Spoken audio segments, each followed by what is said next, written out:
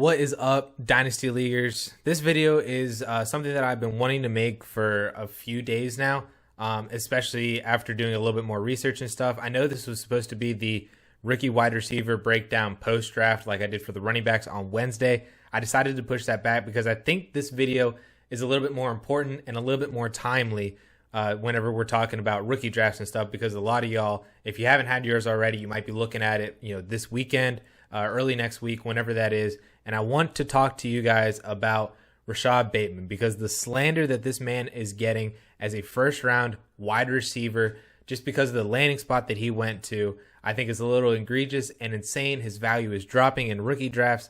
Pre-draft, he was going anywhere from like the Superflex 106 to like the 109 in that area, and largely was the wide receiver 2 ahead of Devonta Smith in rookie ADP pre-draft. Now, post-draft, pulling from MFL rookie drafts over on DLF, we now see that Devonta Smith and Jalen Waddle are now being drafted ahead of Rashod Bateman. Bateman is now fallen into the second round.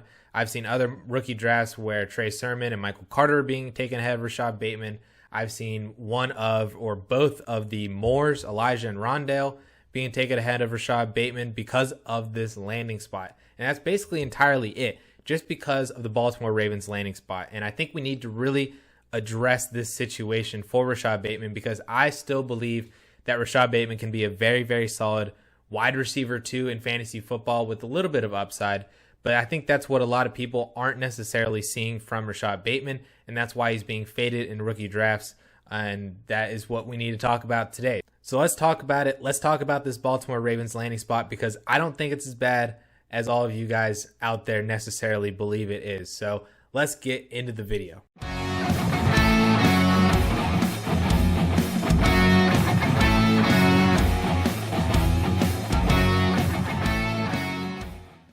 So I want to get into this pretty much right away. I want to talk about why the Baltimore Ravens landing spot for Rashod Bateman is not as bad as you guys might think out there.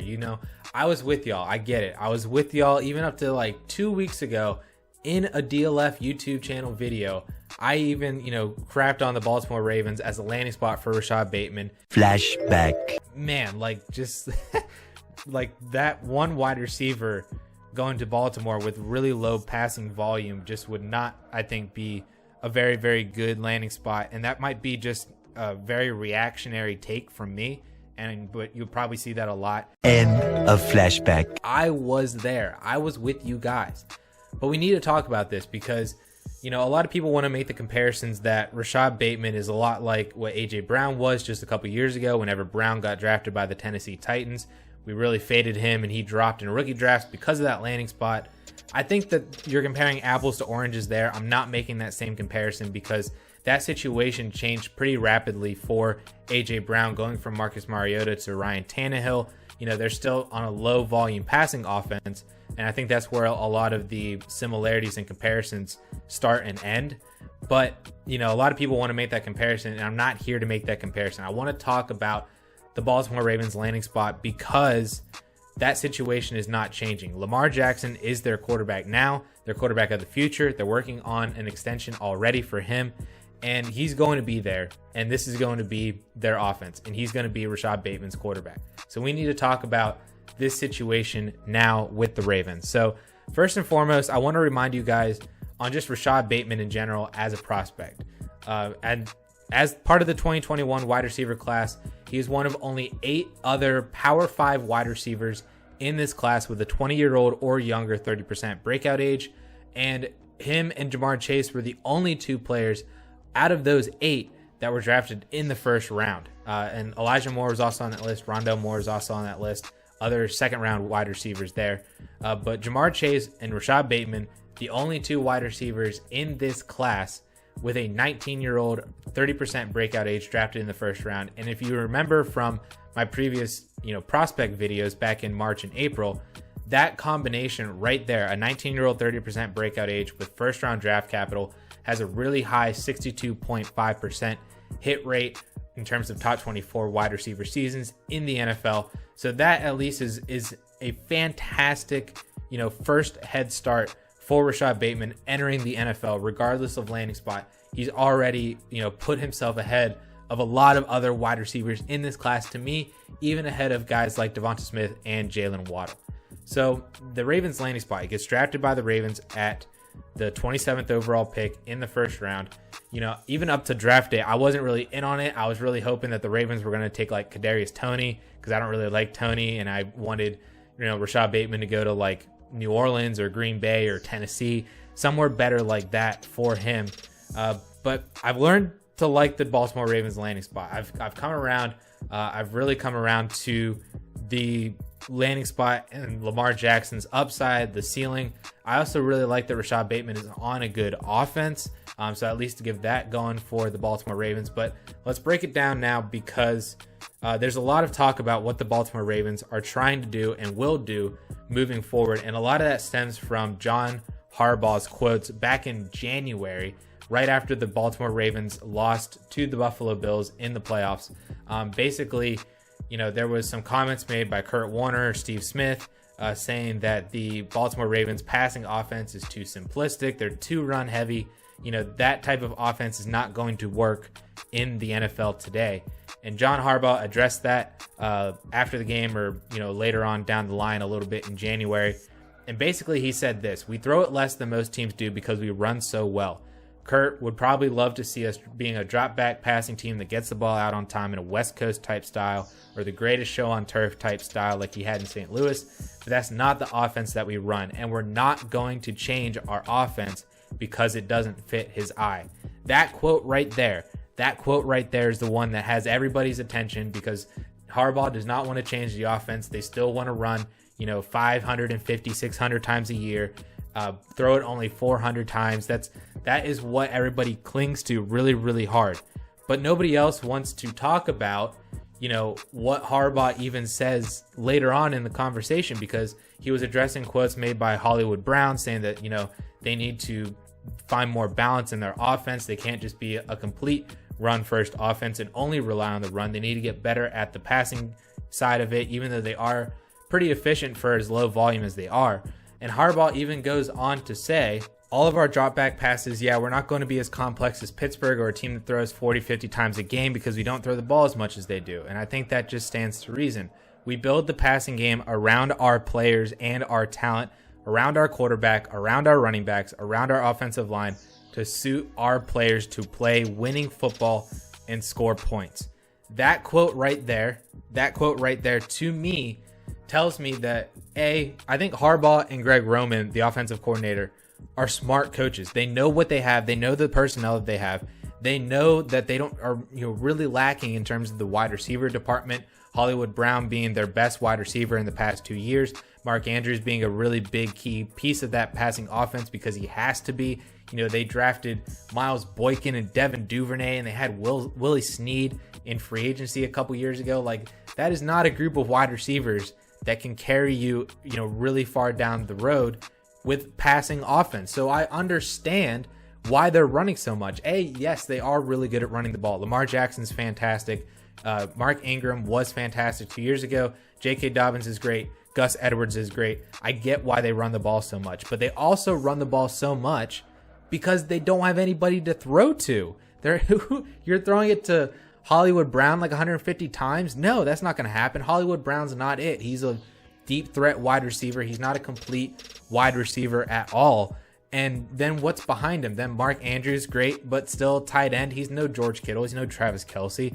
Mark Andrews is fine, but then you have nobody else behind him. Who are they going to throw to?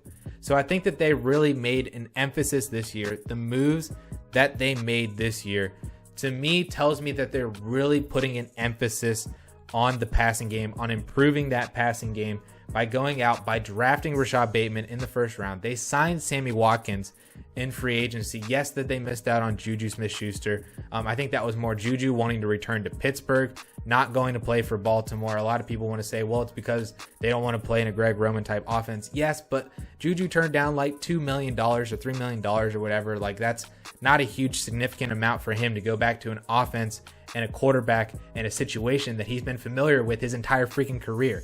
So stop saying that he turned down money just because he doesn't want to play for the Ravens and play for the Greg Roman offense because his stats are going to suck. I don't think that's what it is. I think it was smarter for Juju to go back to Pittsburgh. But I digress. I'm a Steelers fan too. I digress. I really want to just point out just how significant it is that the Baltimore Ravens drafted Rashod Bateman in the first round, then went on to sign Tylan Wallace, and they drafted Tylan Wallace on day 3 after signing Sammy Watkins. They've made a significant effort to upgrade this passing game in terms of the wide receivers and the talent that they have on the outside. And I think that, along with quotes from Greg Roman after the NFL draft, really signify to me that they are going to be more passing volume offense than what we have seen in the past. Greg Roman, just after the NFL draft, had this to say: definitely some things that people are going to see from us that they haven't seen before. Our staff is working really hard and diligently on that. When you really look at who we have to beat in the AFC these days, you've got to have talent everywhere. There's some really good teams out there. I feel really great about what we're building here. Schematically wise, we're always going to change it a little bit, and I'd probably say more so this year than we did last year. So basically, Roman and Harbaugh, the Ravens, they know that they have to beat the Kansas City Chiefs. They know that they have to outscore and beat the Kansas City Chiefs, an offense that can win in every facet of the game, specifically in the passing game, and can score in an instant with Pat Mahomes to Tyreek Hill. And the Ravens want to be in on that. The Ravens want to be in, and they know that in order to win the AFC and to get to the Super Bowl, they got to take out the Kansas City Chiefs and these other rising teams that are ready to throw a lot more.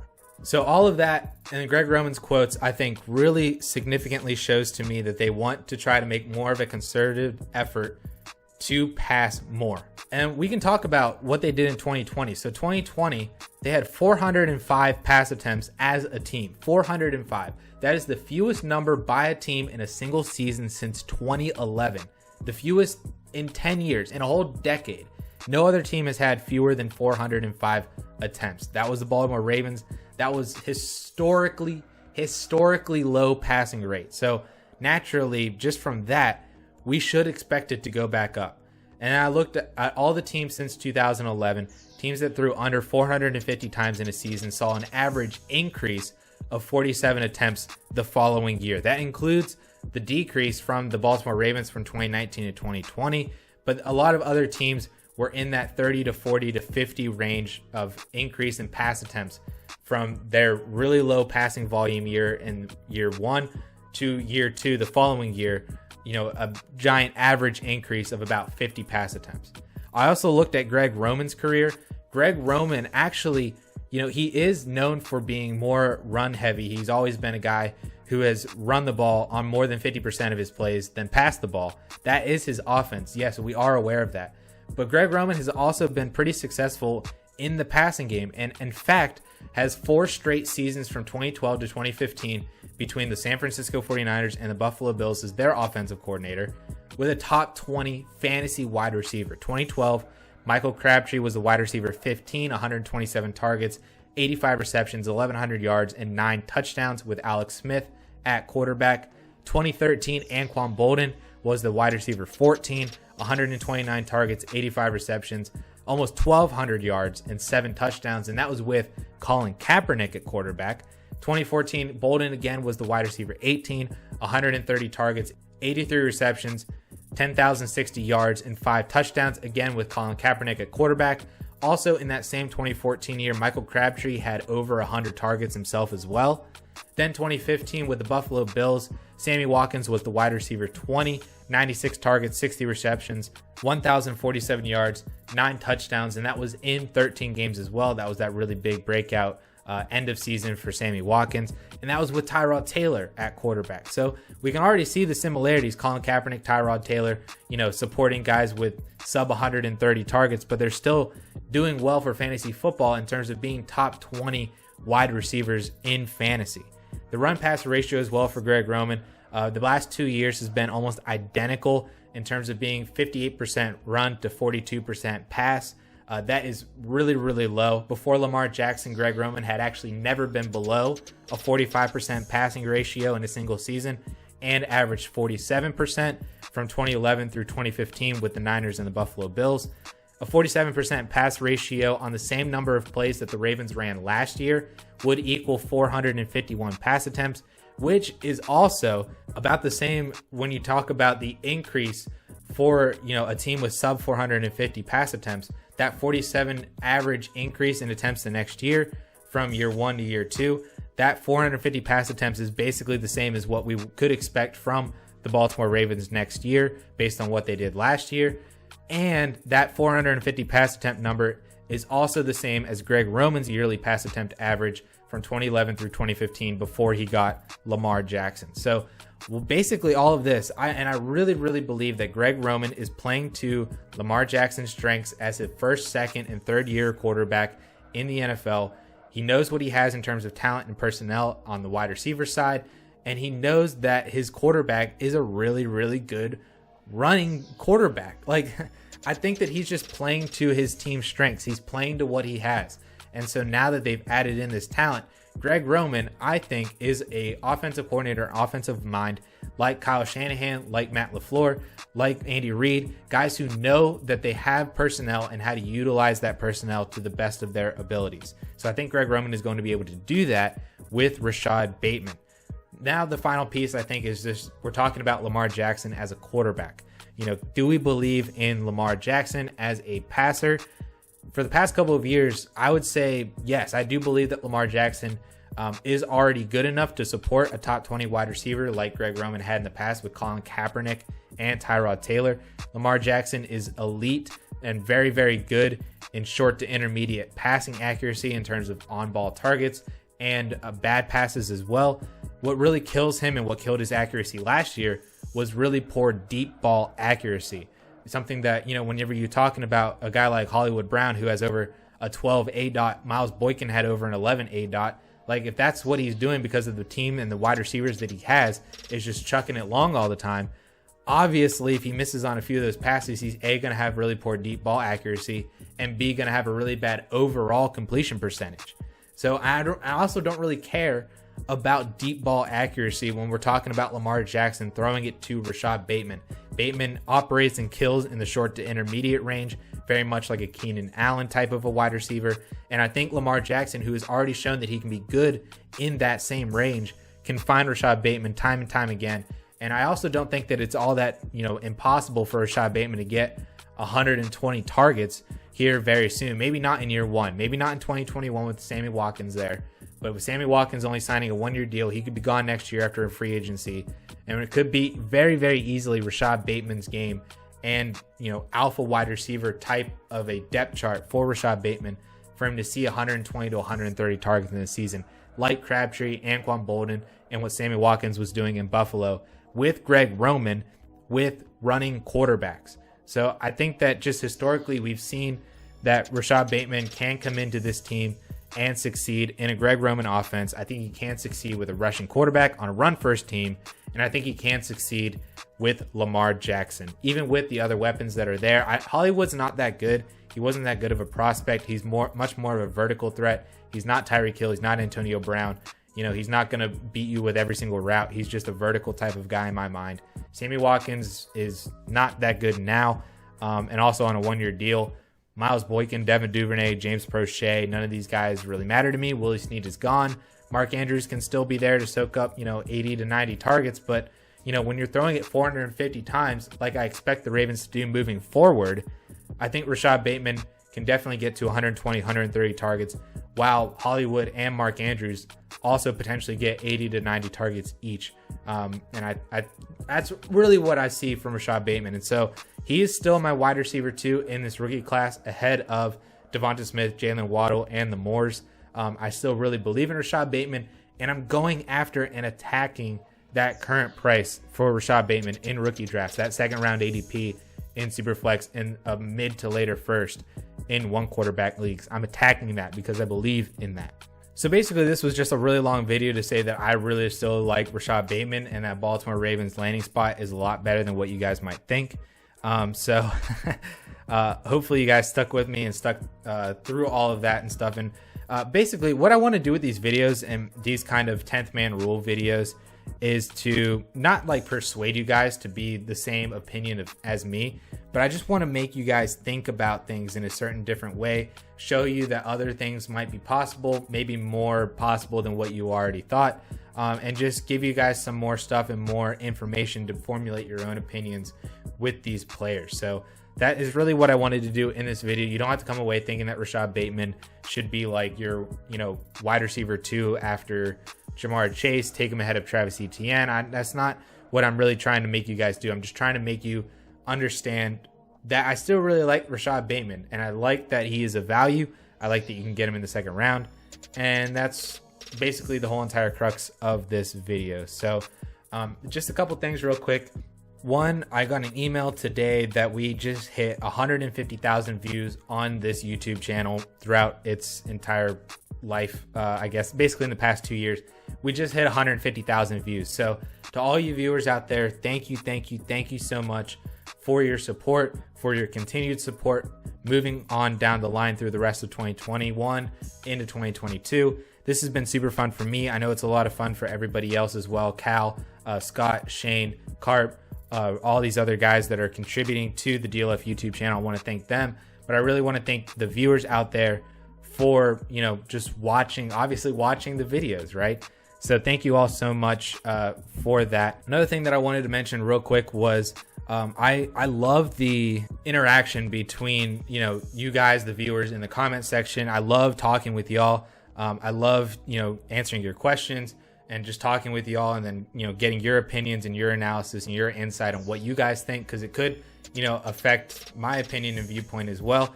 I love the ideas that are coming as well for more videos. So we're going to be doing that in terms of more videos around what you guys want to watch. That's definitely what I'm here for, and what I want to try to do is help you guys. What you guys want to see and hear and listen to is what I want to try and deliver for you guys. We're also actively talking about doing more live streams. Those have been pretty popular over the past week or so. We're talking about doing just straight up, AMAs.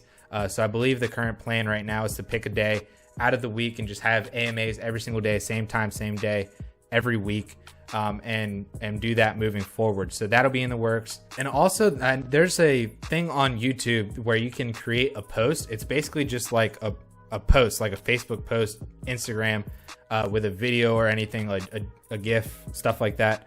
And I did one the other day of Trey Sermon's rookie ADP that Ryan McDowell tweeted, and I tweeted out a list on top of that of players like Trey Sermon.